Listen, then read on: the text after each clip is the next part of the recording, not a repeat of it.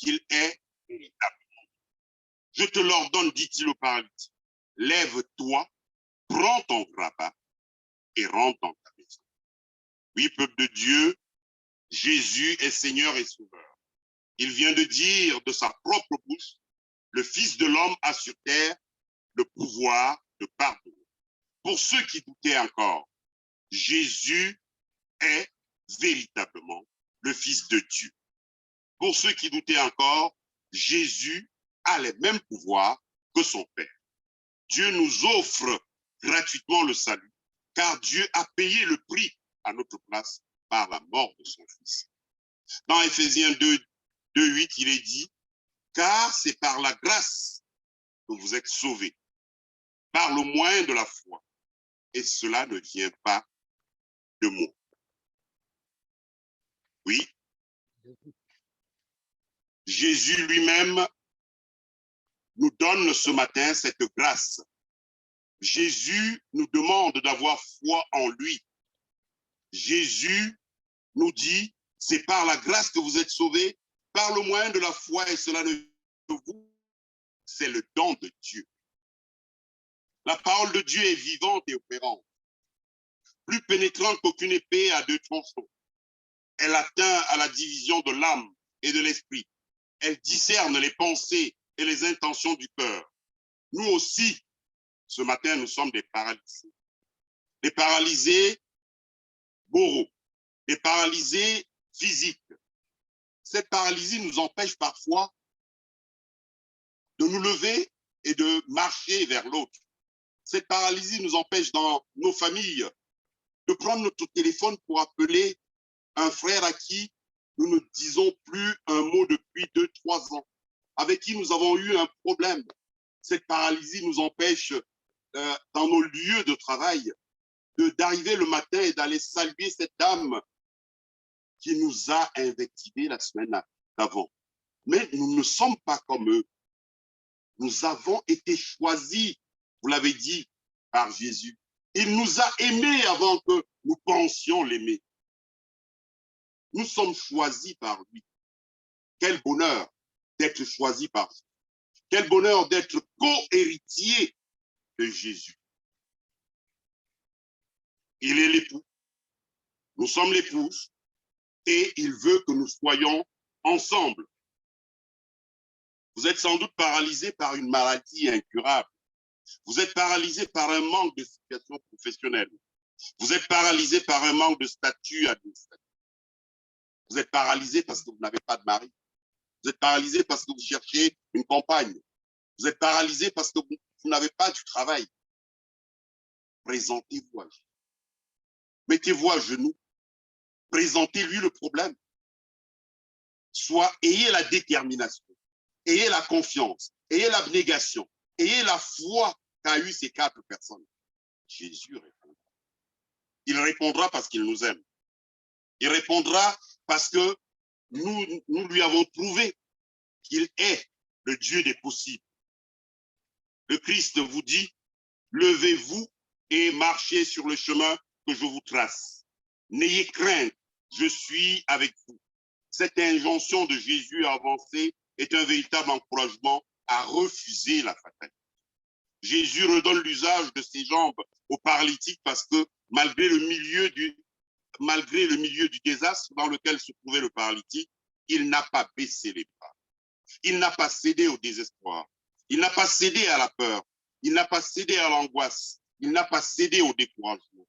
Il a cru qu'un jour, Jésus ferait un miracle. Lève-toi et marche, ton attitude doit être empreinte de bonne humeur. Lève-toi et marche au sein de ta famille. Tu as le devoir d'apaiser les querelles familiales. Lève-toi et marche dans ton lieu de travail. Tu es le Fils du Christ, tu es la lumière, tu es le sel dans ton lieu de travail. Tu n'as pas le droit de maintenir cette querelle qui existe entre vous au bureau, dans ton lieu de travail, dans ta famille. Lève-toi et marche, c'est fleurir là où il y a le désert. Ésaïe dit alors, le boiteux sautera comme un cerf et la langue du muet éclatera de joie, car ses eaux jailliront dans le désert et les ruisseaux dans la solitude. Celui qui vient en moi, je le mettrai dehors. Chers frères et sœurs, Ce matin, Jésus nous parle. Il sait que beaucoup d'entre nous, nous sommes découragés. Jésus voit nos échecs professionnels. Il voit nos déceptions affectives. Il voit nos problèmes de santé. Il voit la pandémie, Jésus. Il voit la crise sanitaire, Jésus. Mais c'est justement grâce à lui que nous sommes en train de sortir petit à petit. Et j'ai des collègues qui me posent la question au début de la crise sanitaire, mais Pierre Félix, Dieu n'intervient-il pas? Oui, mais Dieu intervient toujours. Le peuple de Dieu a, dans sa longue marche avec Canaan, a eu des problèmes. Et Dieu a toujours été là, au désert, dans la longue marche qui menait vers Canaan. Dieu a toujours été là. Quand il était sur terre, Jésus a rencontré beaucoup de personnes malades, beaucoup de personnes désespérées. Il leur a donné une raison d'espérer, de vivre. Il veut encore le faire aujourd'hui. Toi qui es là ce matin, ton horizon n'est pas bougé. Il veut te donner la force de continuer. Prenons donc au mot sa promesse. Venez à moi, vous tous qui êtes chargés, et moi, je vous donnerai du repos. Venez à moi, vous tous qui êtes chargés, et moi, je vous donnerai du repos. Que Dieu bénisse sa parole.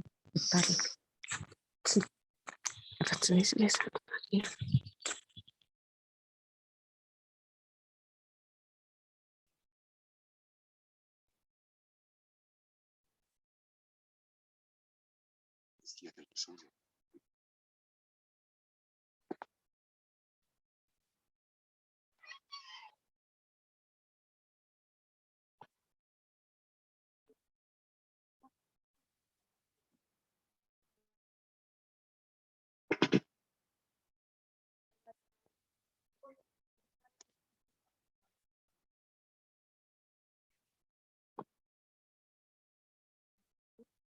Voilà, nous remercions le pasteur pour la parole qu'il nous a apportée ce matin.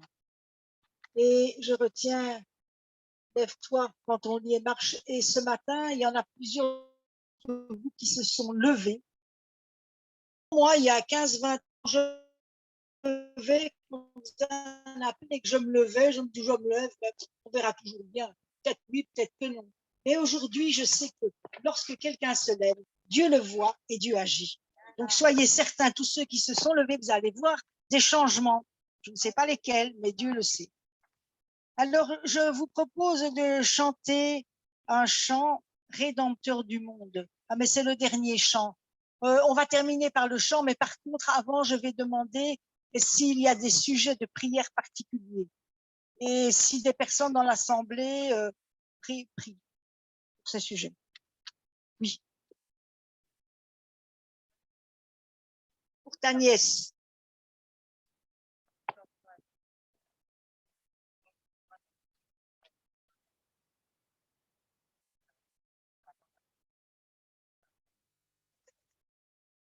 Comment elle s'appelle?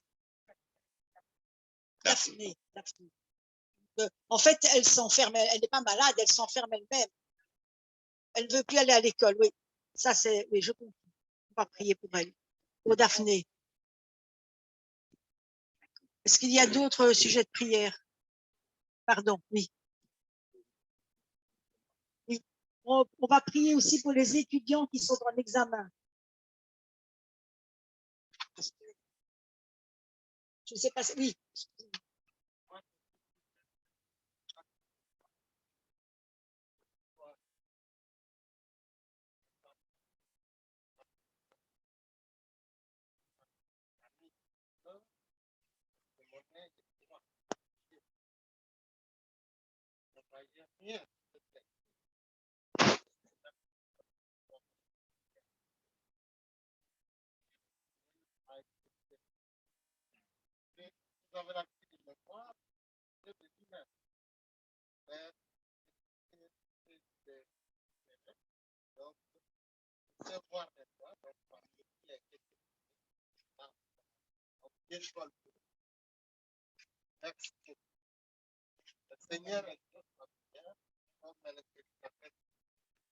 Excuse-moi, mais avec les masques, moi, je ne reconnais pas tout le monde. Tu t'appelles comment? Étienne. Ah, Étienne.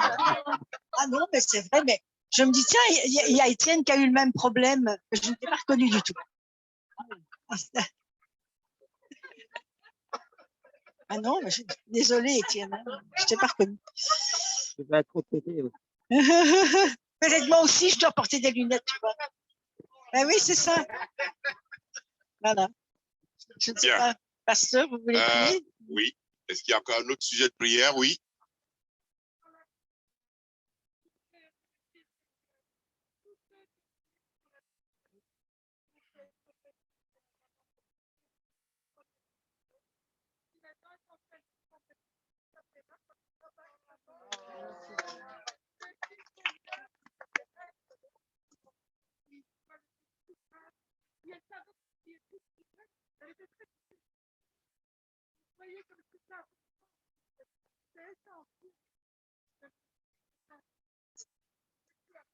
Pasteur, non. Dernier Étienne. Je connais. Les examens et aussi notre sœur, pardon. Daphné, ah oui, c'est Monique, ça je sais. Voilà. Voilà, pasteur, je dois vous dire une chose, c'est que l'année qui vient de passer, le corona, ça a été très difficile pour nous tous, plus pour certains que pour d'autres, mais que nous avons eu beaucoup d'exaucements, que certaines personnes devaient mourir et qu'elles ne sont pas mortes parce que toute la communauté a prié. Et donc, Dieu nous a montré que même dans la difficulté, sa grâce était toujours là. Merci pour ce témoignage. Et je vais vous confier quelque chose. Je dis toujours à l'église du Champ de Mars, je ne vais pas me répéter, je vous ai déjà dit on a depuis 5 ans, on est empêtré dans des problèmes qui amènent finalement que notre église sera peut-être fermée. Peut-être. Parce que les bâtiments ne tiennent plus, c'est une vieille église. Mais au-delà de ça, nous avons eu des problèmes.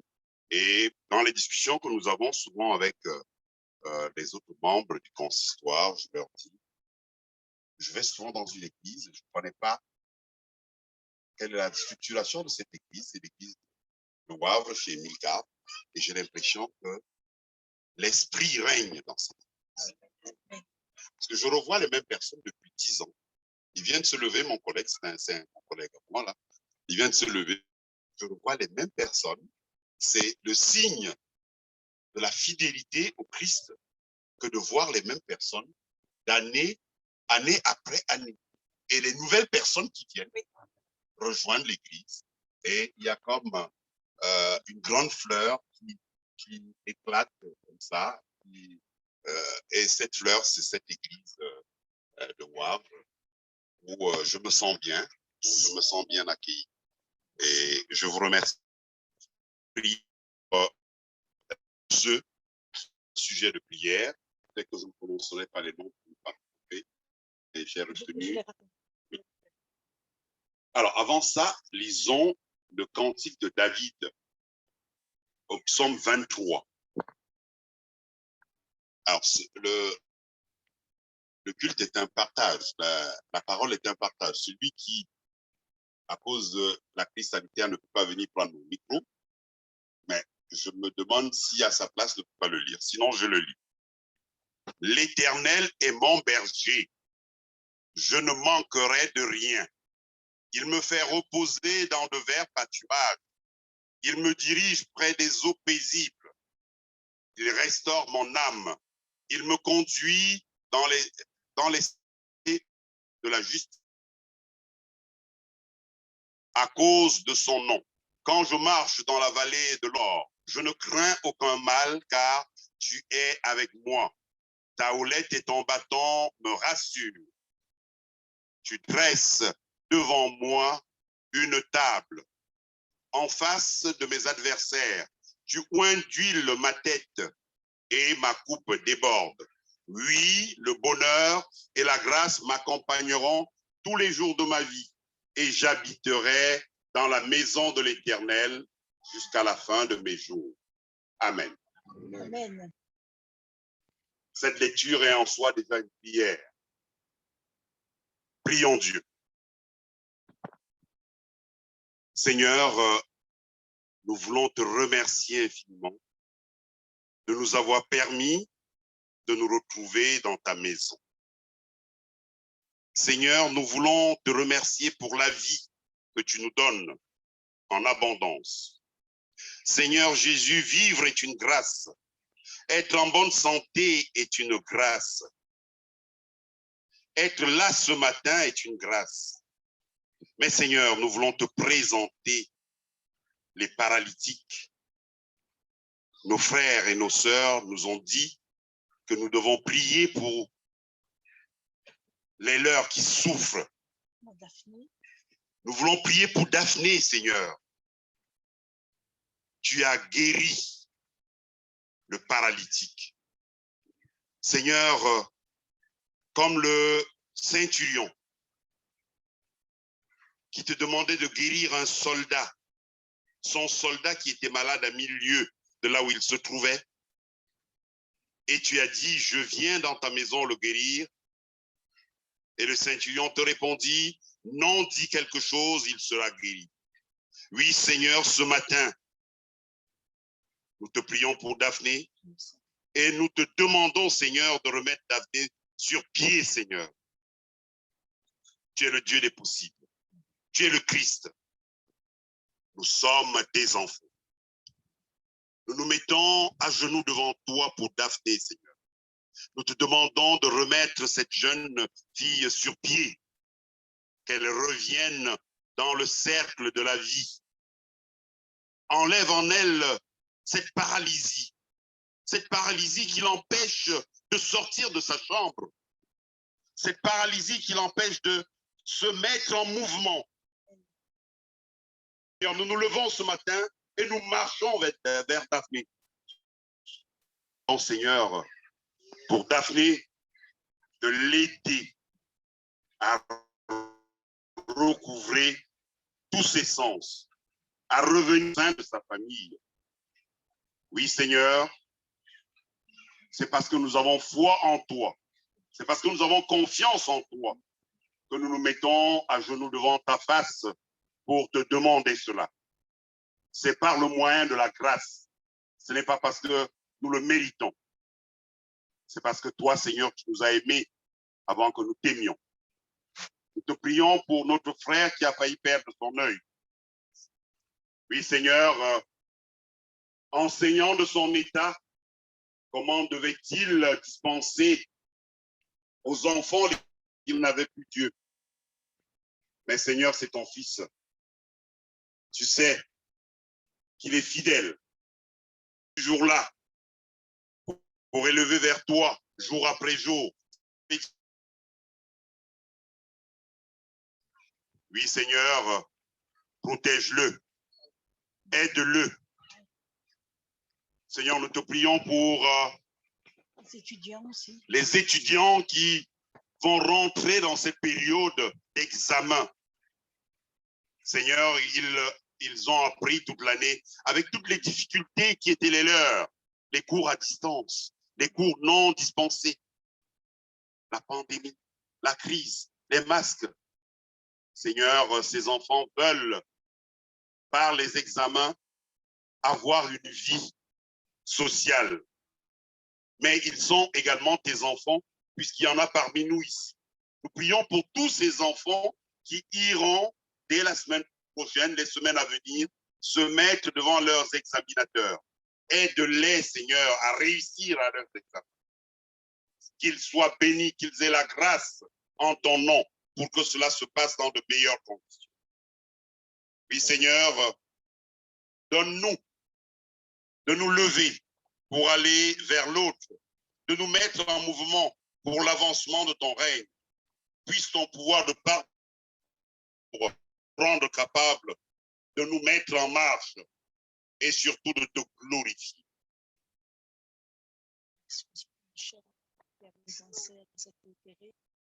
Nous prions et te remercions, Seigneur. C'était des demandes, mais maintenant nous te remercions comme le seul lépreux qui se détacha des 10 et qui revint te dire merci quand tu l'avais guéri de la lèpre. Nous nous demandons de toutes ces personnes avec notre sœur qui avait le cancer et avec notre sœur Michel et pour te dire merci, Seigneur. Oui, il faut que nous sachions te dire merci. Nous ne te le disons pas très souvent. Nous devons commencer toutes nos prières par te dire merci. Merci, Seigneur. Merci pour cette sœur qui voyait déjà peut-être la mort, mais qui recouvre complètement la vie et qui est qui revient dans sa famille. Merci, Seigneur. C'est au nom puissant de ton Fils Jésus-Christ que nous t'avons présenté toutes ces personnes. Nous te présentons ton église, l'église de Wavre. Nous te présentons le pasteur et le consistoire. Nous te présentons tous ceux qui œuvrent pour l'avancement de ton règne dans cette église. Nous te présentons ton peuple ici présent ce matin. Bénis ce peuple. Que ce peuple soit fidèle comme ils l'ont toujours été. Et que ce peuple puisse apporter chacun sa pierre à l'édification de ton royaume. Nous avons prié au nom puissant de notre Seigneur Jésus. Amen. Amen. Espérons d'avoir des personnes qui un sujet. Moi, j'avais cette hantise quand je priais de ne pas oublier quelqu'un. Merci. Merci. Merci. Plaisir. Voilà, je vous propose de chanter le chant, page 22, c'est « Reçois ma vie », c'est tout en haut à gauche. Ça vous appelle.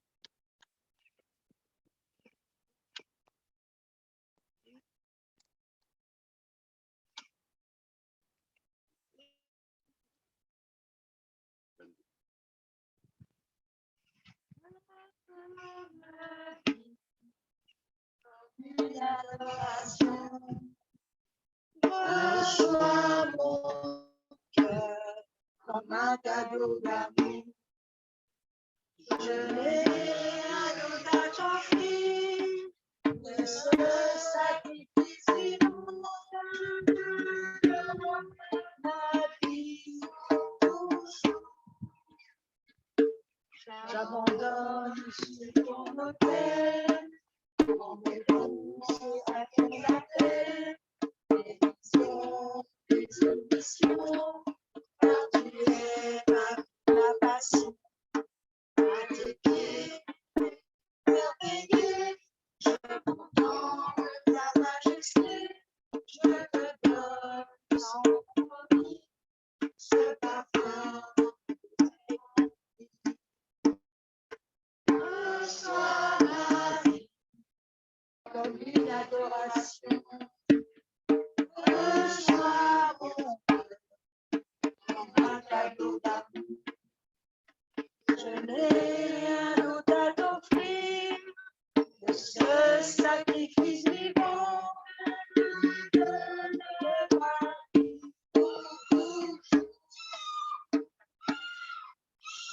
Si vous voulez bien apporter la bénédiction.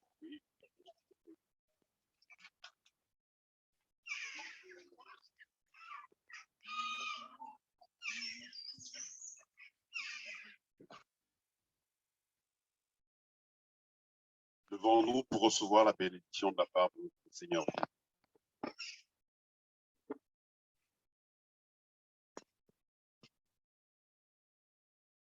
Car nous marchons par la foi et non par la vue. La prière de la foi sauvera le malade, l'heure le révélera. Et s'il a commis des péchés, il lui sera pardonné. Confesse donc tes péchés, confessons donc nos péchés les uns les autres, et prions les uns pour les autres, afin que nous soyons tous guéris avec les autres. Allez en paix, dans la gloire, la grâce et la paix de notre Seigneur Jésus. Amen. Je vous rappelle qu'il y a des pains pour les personnes qui le désirent. Si vous connaissez des personnes dans votre entourage qui ont besoin, qui sont dans le besoin, vous pouvez leur en donner un. Voilà. Et bon donc, dimanche. pour l'offrande, c'est à l'arrière, il y a une boîte jaune. Voilà. Bon dimanche et bonne semaine à tous. Merci à vous, pasteur.